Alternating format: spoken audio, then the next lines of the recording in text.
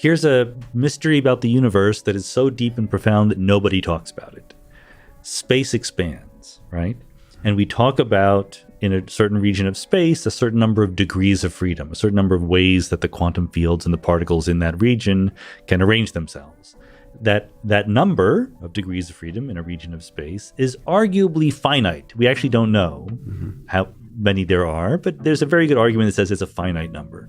So as the universe expands and space gets bigger, are there more degrees of freedom? If it's an infinite number, it doesn't really matter. Infinity times 2 is still infinity. But if it's a finite number, then there's more space, so there's more degrees of freedom. So where did they come from? That would mean the universe is not a closed system. There's more degrees of freedom popping into existence.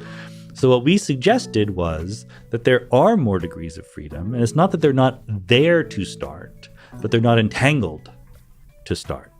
So the universe that you and I know of, the three dimensions around us that we see, we said those are the entangled degrees of freedom making up space-time. And as the universe expands, there are a whole bunch of qubits in their zero state that become entangled with the rest of space-time through the action of these quantum circuits.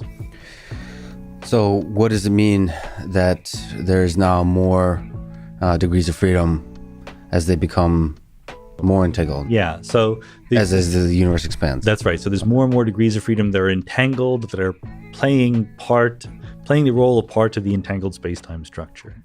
So the underlying philosophy is that space-time itself arises from the entanglement of some fundamental quantum degrees of freedom. Wow. Okay. So. Yeah.